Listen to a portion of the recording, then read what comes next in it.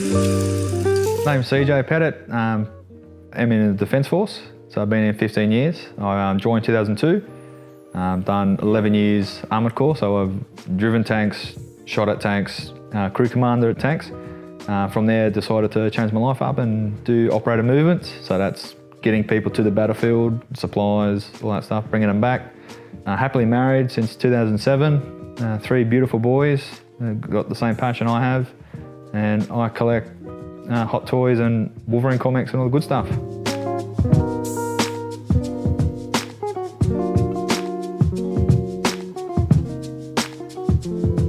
The reason I collect is to focus on a certain character and with that line. So to me, it was Wolverine.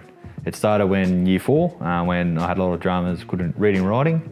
And so my dad decided to introduce Wolverine comic issue 78 to me, and then teach me how to read and write through Wolverine, through the speech bubbles, patterns, and from there collected the comics and then toys, and it expanded into the what else has Wolverine been a part of. So you know, the Avengers, all that stuff, and had a great childhood with toys.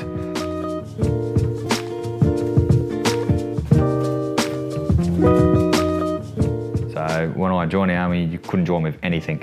You just yourself.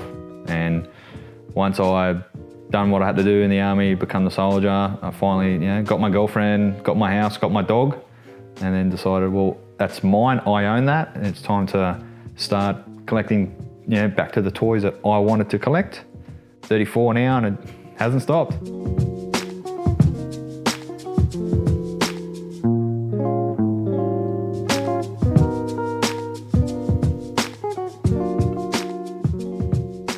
When I first started collecting, in my original generation Transformers, I had Spawn figures, Alien vs Predators, you name it. Everything was in the box, displayed around the room, or I had my Manland. And then once I started looking at what 1/6 toys and the new Masterpiece and the third parties from them can actually be posed and look pretty cool, and you can emulate images from you had as a child, and that's when I started going, well, am I collecting to sell in the future, or am I collecting because is it something I want? And that's when I come up with my own thing and said, well, no, I'm here to collect for myself. Take them out of the box and let's pose them. And if I see a pose on any group sites or any Googles, I try and copy it, or I try and make it better, or I try and enhance it, just to spice it up. But it still creates, you took the time to hook in and do it, and the image at the end of it and the pose, it just looks great.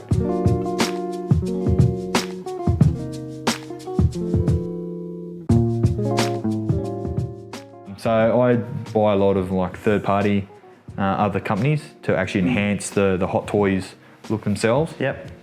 So a couple of the third parties, like groups like Toys Era, do a lot. So they've done the Sabretooth, the Creed, the Cyclops, and the Colossus, just to help you enhance your collection and finish lines off as well. Because I know a lot of the fans and the collectors like myself want to complete lines with movies, and these great companies just produce them and just so you can tick them off.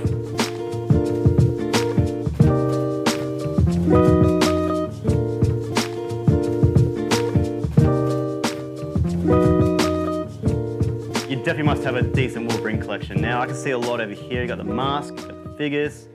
My oldest one I have is in the background. She's a bit of a broke back. She's about 11, 15 years old. This one right here. The jacket's a bit weary on her, but it's just something I just can't give up. She's my baby. Incredible Hulk. So Wolverine's in the first one, in the middle, and then he's on the last page and the first page of the Incredible Hulk. This one here I have is the 1975 Giant Size X-Men frame, so that's the first appearance for Wolverine. And here's my other frame I have. This is the 1986, I believe, the first series, or the second volume of Wolverine that kicked off. Yep. The first series was a 4-part comic. I have 3 of these full backboarded, plastic sleeved, every Wolverine comic, even a reproduction of the original one from 1986.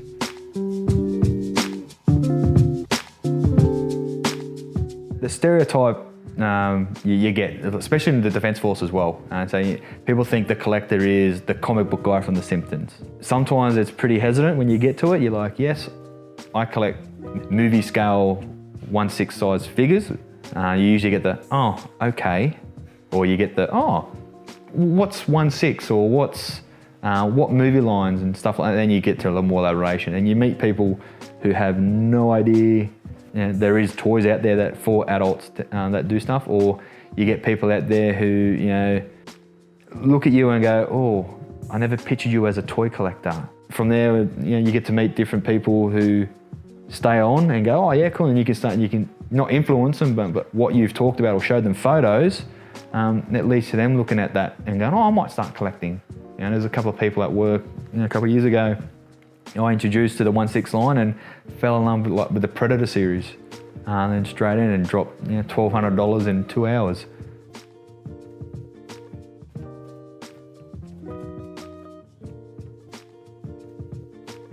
My wife, when she met me at the time, she knew I was just your typical army soldier, going in there, plays footy, drinks his beer, goes out bush, does all the good stuff.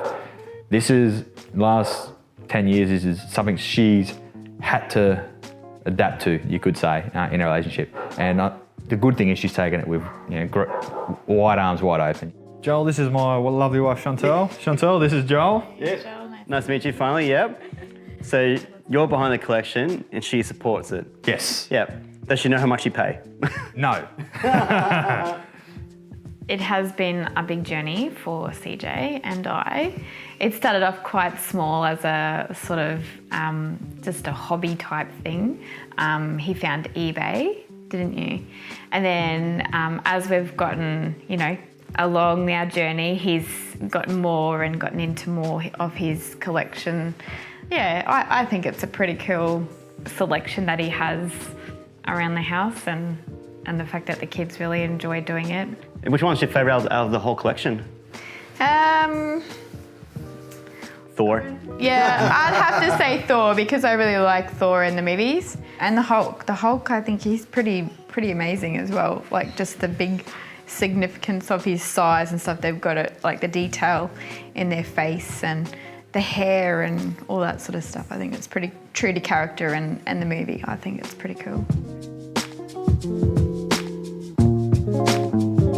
You help me pose them and help me build. Oh yeah. Yeah, I take photos of Flinny in a pose mode and did the Ninja Turtle pose. Yeah. With my children, they have a bit more understanding and respect for their toys when they get them as well. Some examples we do is when I receive a package, whatever it be, we like to sit down all together and open it up. If it's a transformer, transform it, pose it. If one of my boys loves that character or that line, I'll take a photo of a pose that they're in, and then we'll try and emulate that pose, and then they feel more at home with it as well.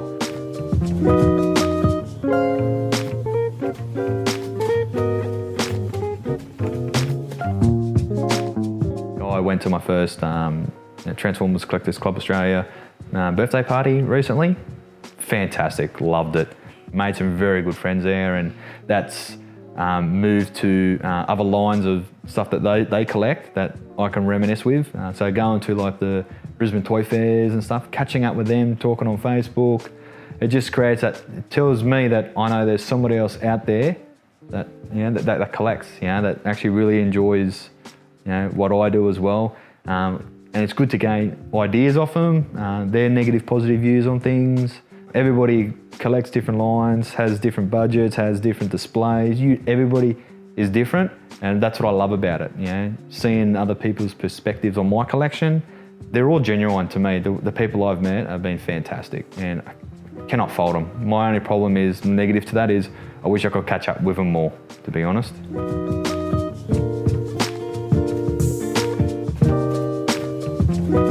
Being with the Defence Force, when you speak to you do your decompression, as they say.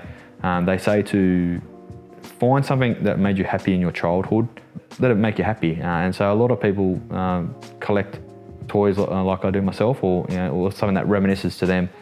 And I look around my toys and it's that feeling you get. When that package arrives, or when my wife tells me, hey, there's a package on the bench waiting for you again.